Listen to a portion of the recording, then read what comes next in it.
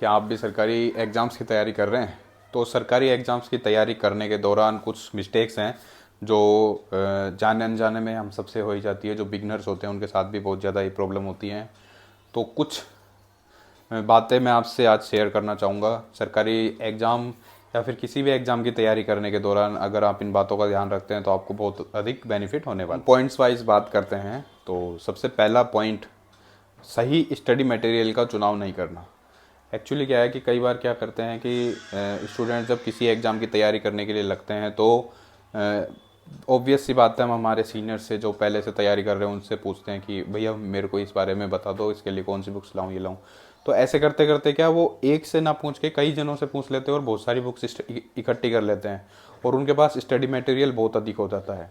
तो सबसे जो कॉमन मिस्टेक्स करते हैं, हम ये कॉमन मिस्टेक्स करते हैं ज़्यादातर जो स्टूडेंट हैं जो शुरुआती दिनों में, जो तैयारी के शुरुआती दिन होते हैं उनमें क्या करते हैं कि बहुत सारी बुक्स वगैरह इकट्ठा कर लेते हैं और स्टडी मटेरियल कंसाइज नहीं रखते।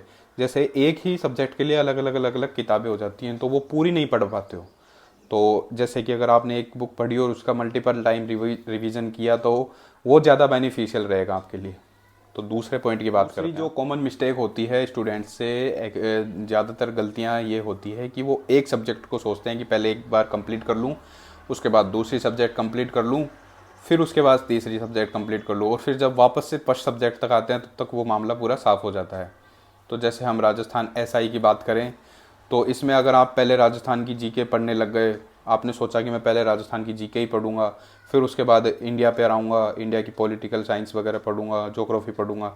अगर आपने ऐसे एक एक सब्जेक्ट को कंप्लीट करने में पूरा समय दे दिया तो आप जब वापस से पहली सब्जेक्ट पर आओगे तो आपका बहुत कुछ मामला साफ हो जाएगा। तो इस गलती से बचने के लिए आप ये करें कि एक बैलेंस टाइम टेबल बनाएं और आपके दिन में प्रत्येक सब्जेक्ट को एक समय दे, जैसे 1 घंटा 2 घंटा दिया।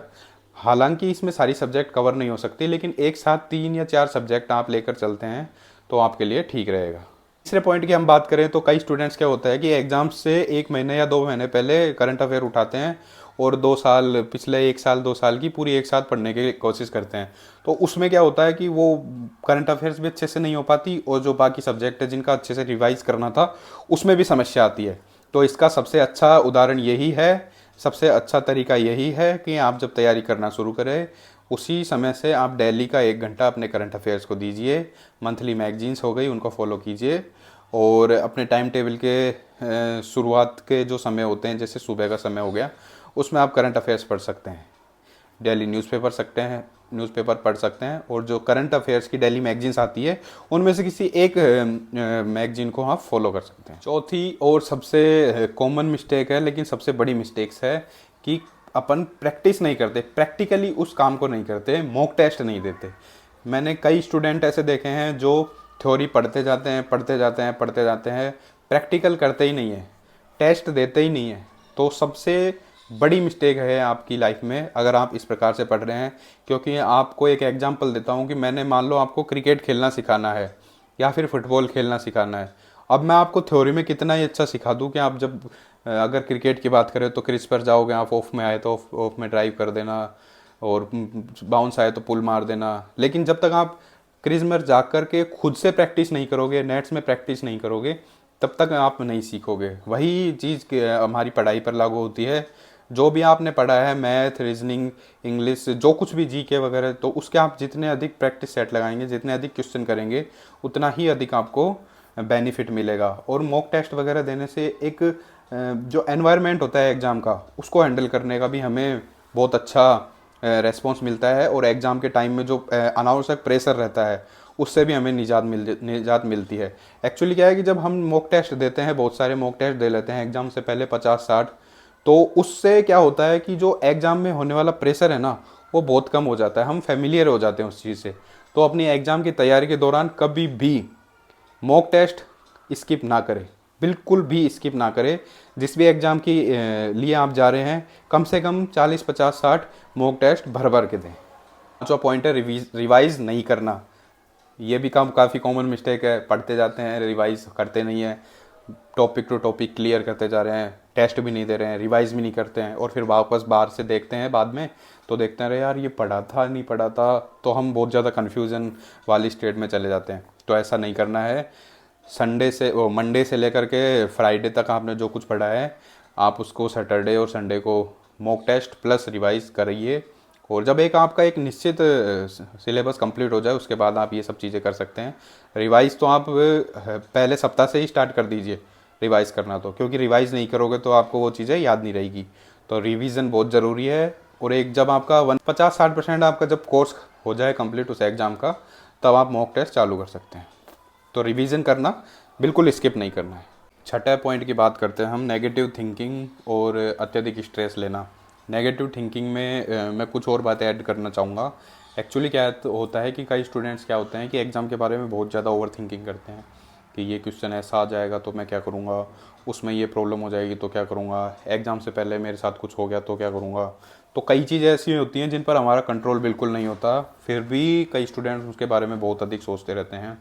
तो हालांकि नेगेटिव थिंकिंग और ओवर थिंकिंग से लड़ना काफ़ी डिफ़िकल्ट होता है और अपने दिमाग में आने वाले विचारों को रोकना बहुत मतलब बहुत कठिन बात होती है। लेकिन इन सब चीज़ों को अगर आप अपना माइंड यहाँ से हटा करके अगर आप आपकी स्टडी पर फोकस करोगे तो नेगेटिव थिंकिंग और ओवर थिंकिंग आपके दिमाग में नहीं आएगी। और जो स्टडी पर फोकस करोगे तो आपको उससे बेनिफिट मिलेगा। आपका डेली रूटीन फॉलो करोगे, डेली लाइब्रेरी जाना है या फिर आपका जो स्टडी रूटीन है उसको फॉलो करना है, मतलब आपको समय को अपने टाइम टेबल को इस समय से बनाना है, इस तरह से बनाना है कि आपको फ्री का टाइम ना मिले। क्योंकि फ्री के टाइम में आप फ्री के लोगों से बातचीत करोगे, अगर अच्छे लोगों से बात कर रहे हो जिनसे आपको पॉजिटिविटी मिल रही है तो उन लोगों से बात करिए, लेकिन जिनसे अगर आपको नेगेटिविटी मिल रही है उन लोगों से दूर रहिए। और जिस भी सोर्स से आपको नेगेटिविटी या फिर ओवर थिंकिंग मिल रही है तो उस सोर्स से बिल्कुल दूर हो जाइए और अपना बोलते हैं ना कर्म करते रहिए। तो बस उस पढ़ाई पर फोकस करिए। 8वां पॉइंट है, हेल्थ को इग्नोर ना करें। आप पढ़ाई के साथ साथ अपनी हेल्थ का भी ध्यान रखें। मॉर्निंग में आप आधा घंटा या 1 घंटा अपने हेल्थ को ज़रूर दीजिए। योगा करिए, मेडिटेशन कीजिए, भागिए, दौड़िए, कूदिए, जो कुछ भी करना है कीजिए। और इन सब चीज़ों से आपका फोकस ही बढ़ेगा, नुकसान कुछ नहीं होने वाला। और अगर आप पढ़ाई के दौरान अगर खुदा न खास्ता अगर आप बीमार हो जाते हैं तो आपकी पढ़ाई बहुत ज़्यादा डिस्टर्ब हो जाएगी। आपने बहुत अच्छी पढ़ाई करी है, मान लीजिए कि आपका 1 साल बाद एग्ज़ाम है, आपने 8 महीने 9 महीने 10 महीने लग कर पढ़ाई करी है, बहुत अच्छे से पढ़ाई करी है, लेकिन उस दौरान अगर आपने अपनी हेल्थ पर ध्यान नहीं दिया और एग्ज़ाम से पहले अगर आपको कुछ हो गया तो वो आपकी जो पूरी पढ़ाई है वो पूरी ख़राब हो जाएगी। इसलिए अपनी हेल्थ पर भी ध्यान दीजिए, अच्छा खाना खाइए। और एक अंतिम पॉइंट जो मैंने बहुत अच्छे से एक्सपीरियंस किया है, अगर आप एक डेली का फिक्स रूटीन नहीं बनाओगे ना तो आपको बहुत बहुत अधिक नुकसान होने वाला है। मेरे साथ एक मेरा मित्र था, पढ़ता खूब था और भयंकर ही पढ़ता था, लेकिन वो रूटीन फिक्स नहीं करता था। कभी तो दिन में पढ़ लिया, कभी रात में पढ़ लिया, कभी छोड़ दिया 4-5 दिन में, फिर उसके बाद में फिर 12-12 घंटे पढ़ने के लिए लगा हुआ है, फिर कभी शादियों में चले गया। तो उस सब चीज़ों से क्या है कि एक रूटीन नहीं बन पाता। एक रूटीन बनाइए, जैसे अगर आप जल्दी सुबह और जल्दी उठते हैं और उठ के लाइब्रेरी जाते हैं, फिर फिक्स टाइम पर आइए, खाना पीना खा के आप रेस्ट कीजिए, फिर आप लाइब्रेरी चल जाइए, फिर रात को आइए, फिर सो जाइए। तो इस हिसाब से एक फ़िक्स रूटीन बनाइए। अगर आप रात में पढ़ते हैं तो आपके रात के जो पढ़ाई के घंटे हैं वो क्लियर रखिए कि हाँ भाई मेरे को 10 बजे बैठना है तो बैठना ही है, 10 बजे से 4 बजे 5 बजे तक पढ़ूंगा, उसके बाद मैं सो जाऊंगा, उसके बाद मैं ये करूंगा। तो एक बायोलॉजिकल क्लॉक सेट हो जाती है हमारे बॉडी में भी, हमारे दिमाग में भी, और हमें हमारे दिमाग में भी वो सिग्नल्स आने लग जाते हैं कि हाँ भाई अब इसको ये काम करना है, अब मेरे को ये काम करना है। तो इस चीज़ को आप मानो या ना मानो, बहुत बहुत अधिक फ़ायदा होता है। तो ये सब छोटी छोटी चीज़ें हैं, लेकिन छोटी छोटी चीज़ें हमारे जीवन में बहुत बड़े बड़े इफ़ेक्ट ला देती हैं। जैसा कि आपको पता है कि छोटे छोटे स्टेप्स होते हैं, उनसे ही हम सीढ़ियाँ चढ़ पाते हैं और ऊपर पहुंच पाते हैं। तो ये कुछ बातें थी जो मैं आपके साथ शेयर करना चाह रहा था। तो आई होप कि अगर आप इनमें से कोई गलतियाँ कर रहे हैं तो उन गलतियों को सुधारोगे, क्योंकि आज के ज़माने में आपको पता है कंपटीशन इतना बढ़ गया है, तो आप गलती की गुंजाइश नहीं रख सकते। और अब तो देखिए ना, 10th और 11th वाले बच्चे भी आजकल स्टूडेंट जो लाइब्रेरी में भरे पड़े रहेंगे, यूपीएससी आरएस वगैरह की तैयारी करते रहेंगे। हमारे ज़माने में, अपने ज़माने में तो खैर इतने बड़े नहीं हुए हैं अपन अभी, लेकिन फिर भी ग्रेजुएशन के बाद में हमने सोचा कि भाई तैयारी करनी है क्या नहीं करना। अभी से जो नई जनरेशन है उनका पाथ एकदम डिसाइडेड है कि हाँ भाई हमको इसी डायरेक्शन में जाना है, तो अगर आप उनसे कम्पीट करोगे और आपकी एज 25, 26, 27, 28 के लगभग हो गई है, तो भैया बहुत मेहनत की ज़रूरत है, मिस्टेक्स करने की ज़रूरत नहीं है, क्योंकि ये मिस्टेक आपको बहुत पीछे कर देगी। और आपको पता है वैकेंसीज, एक वैकेंसी निकलने के बाद आपको 3-3, 4-4 साल लंबा वेट करना पड़ जाता है। तो इन मिस्टेक्स से बचिए और अपना एक डेली रूटीन बनाइए। अगर आपको यह वीडियो पसंद आती है या फिर आपको लगता है कि आपके किसी दोस्त के या किसी परिवारजन के काम आ सकती है जो तैयारी कर रहा है, तो उसके साथ ज़रूर शेयर कीजिए। चैनल पर नए हैं तो मेरे चैनल को सब्सक्राइब कीजिए, लाइक कीजिए एवं शेयर कीजिए। चलिए मिलते हैं नेक्स्ट वीडियो में। जय हिंद।